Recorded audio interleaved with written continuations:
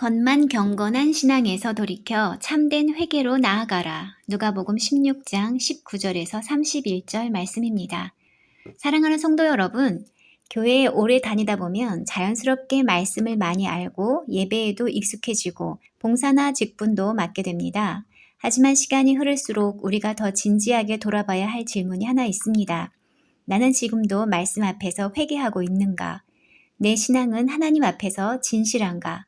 아니면 익숙한 껍데기에 불과한가? 본문을 함께 읽어보겠습니다.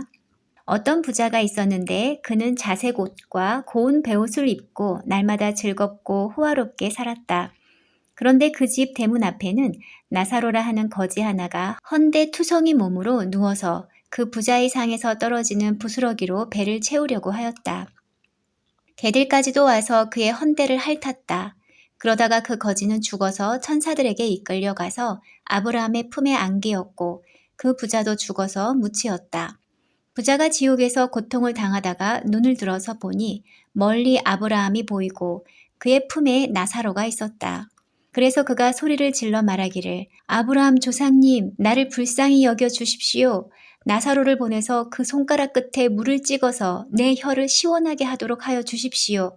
나는 이 불 속에서 몹시 고통을 당하고 있습니다. 하였다. 그러나 아브라함이 말하였다. 얘야, 되돌아보아라. 내가 살아있을 동안에 너는 온갖 호사를 다 누렸지만 나사로는 온갖 괴로움을 다 겪었다.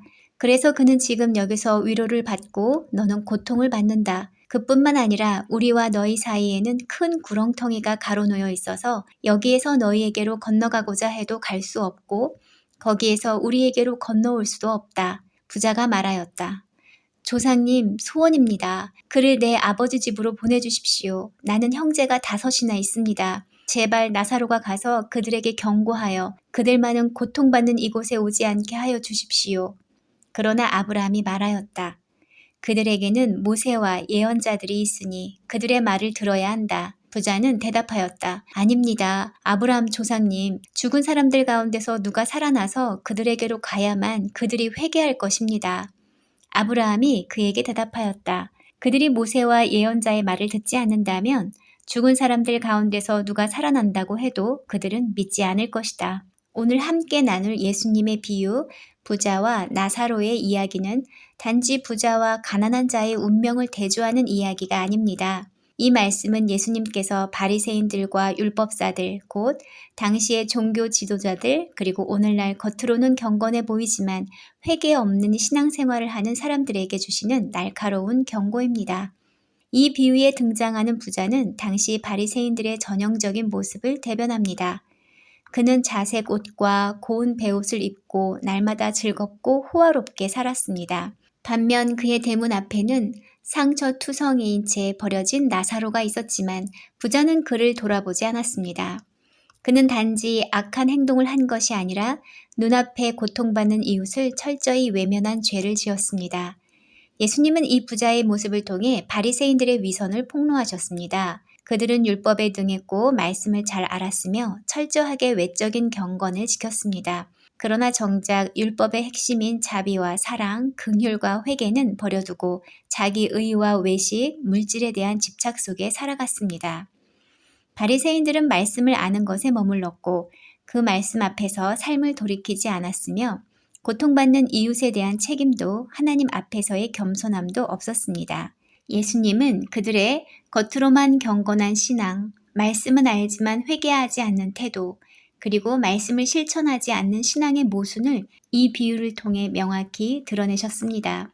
사랑하는 여러분, 이 비유는 단지 2000년 전 바리새인들만을 위한 말씀이 아닙니다. 오늘날 교회를 오래 다닌 우리에게도 동일하게 적용되는 하나님의 음성입니다. 오늘 우리 안에도 말씀은 많이 있지만 그 말씀에 감동하거나 회개하지 않는 무감각한 마음이 있고 예배는 빠지지 않지만 정작 하나님보다 사람의 시선에 더 민감한 신앙이 있으며 신앙 경력은 오래되었지만 여전히 이웃의 아픔을 외면하고 종교 활동에는 열심이지만 삶에서 열매 없는 믿음을 살아갈 때가 있습니다.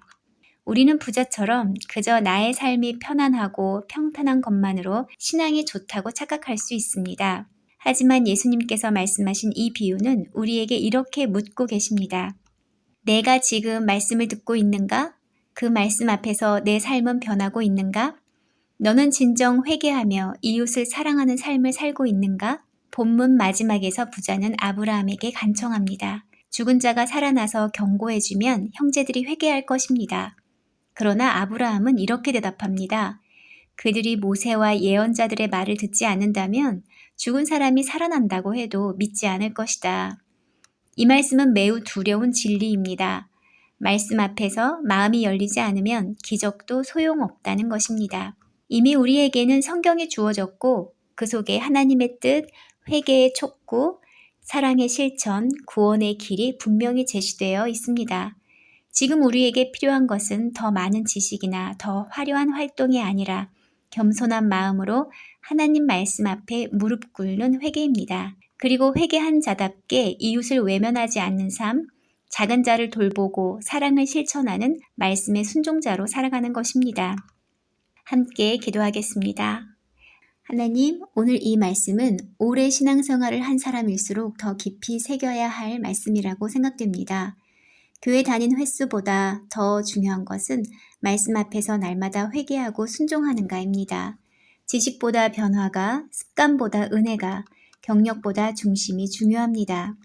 예수님의 비유처럼 우리의 삶이 하나님 말씀에 반응하는 회개의 삶, 이웃의 고통을 외면하지 않는 사랑의 삶, 그리고 겉모습이 아닌 진심으로 드리는 믿음의 삶이 되게 인도하소서. 오늘도 우리에게 주어진 하나님의 말씀 앞에 겸손히 서서 바리새인과 같은 신앙의 함정을 피하고 참된 제자의 길을 걸어가는 저와 시청자분들이 되게 해주세요. 예수님의 이름으로 기도드립니다. 아멘.